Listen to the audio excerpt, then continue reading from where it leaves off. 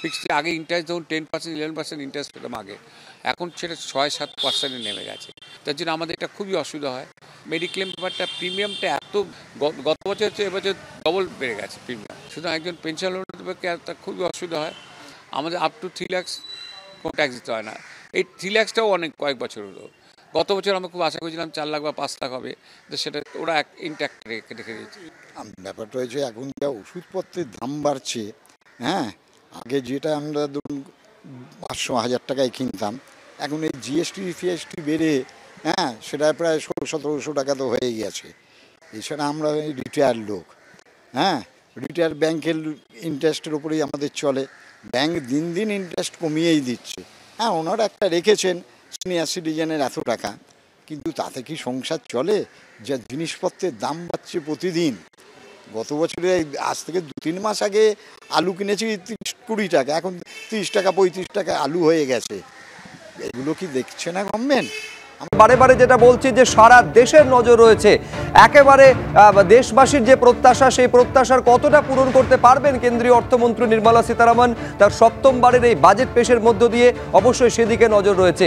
আমজনতা থেকে ব্যবসায়ী কার কি প্রত্যাশা রয়েছে এবং সেই প্রত্যাশার কত শতাংশ পূরণ করতে পারবেন তিনি। আপনাদের আমরা দেখিয়েছি যে কেন্দ্রীয় অর্থমন্ত্রক থেকে যখন বেরোচ্ছেন, বেরোনোর পর তিনি রাষ্ট্রপতি ভবনে যান, রাষ্ট্রপতির সঙ্গে সাক্ষাৎ করেন এবং সেখান থেকে চলে যান সংসদ ভবনে, এবং কিছুক্ষণের মধ্যে একেবারে আধ ঘন্টার মধ্যে বাজেট পেশ করবেন কেন্দ্রীয় অর্থমন্ত্রী নির্মলা সীতারামন। কিন্তু প্রত্যাশা সাধারণ মানুষ থেকে শুরু করে ব্যবসায়ী কে কি বলছেন, এই বাজেট থেকে কে কি চাইছেন দেখুন। আমরা যারা নিম্ন মধ্যবিত্ত সরকারি চাকরি করি না, প্রাইভেট সেক্টরে আছি, আমাদের একটাই চাহিদা যে আমাদের ট্যাক্সের স্ল্যাবটা যেন বাড়ানো হয়। আমাদের ইনকাম সে অর্থে বাড়েনি, কিন্তু আমাদের যে খরচাটা অনেকটা বেড়ে গেছে। তো গভর্নমেন্টের কাছে আমাদের একটাই চাহিদা, যাতে আমাদের এই স্ল্যাবটা যেটা 3 লাখ টাকা মিনিমাম, যেটা মানে উইদাউট ট্যাক্সিং স্ল্যাবটা আছে, ওরা যেন মিনিমাম 6 লাখ টাকা 7 লাখ টাকা করা হয়।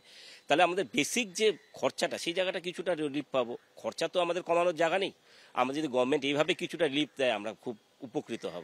দেখুন, আমরা যারা সরকারি চাকরি করি বা আধা সরকারি চাকরি করি বা প্রাইভেট সেক্টর চাকরি করে, সবাই স্যালারিড পার্সন, তাদের ক্ষেত্রে দেখা যায় যে 12 মাসের মধ্যে দেখা যায় 10 মাস 10.5 মাস ইনকাম আমাদের কাছে আসে, আর 1.5 মাস মতো টাকা তাদের ট্যাক্সে চলে যাচ্ছে। আর নতুন স্কিমে যেটা দেখা হয়েছে, সেখানে হাউস বিল্ডিং লোনের ইন্টারেস্টটা আমরা ছাড় পাই না, সেক্ষেত্রে যদি এটাকে ইনক্লুড করা যায় সেক্ষেত্রে আমরা খুব বেনিফিট হব।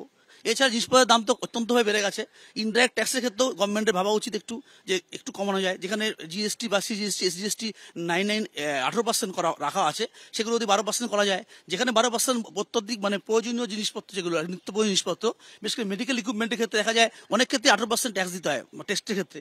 সেগুলো যদি একটু 12% বা 5% করা যায়, সেক্ষেত্রে আমজনতা বা আমাদের সবার সুবিধা হয়। আমার বাড়িতে যেহেতু আমার মা দীর্ঘদিন ধরে অসুস্থ, তো আমার মনে হয় মেডিকেল ফিল্ডে গভর্নমেন্টের সত্যি দেখা উচিত। জিএসটির মেডিকেল ইকুইপমেন্টের উপরে জিএসটি এত হিউজভাবে চাপানো রয়েছে, হ্যাঁ, সেটা খুব মুশকিল। হয়তো গভর্নমেন্টের রেভিনিউ হচ্ছে, কিন্তু সাধারণ মধ্যবিত্ত মানুষ, সাধারণ মানুষকে তার জন্য প্রচুর সাফার করতে হচ্ছে। মেডিকেল ইকুইপমেন্টের উপর জিএসটি বেশি, ন্যাচারালি টেস্টের দাম বেড়ে যাচ্ছে, ওষুধের দাম বেড়ে যাচ্ছে। আগে যে ওষুধটা ধরুন 100 টাকা কিনতাম, সেটা এখন 150 টাকা দিয়ে কিনতে হচ্ছে। তো এইটা একটু ভাবা উচিত আমার মনে হয়।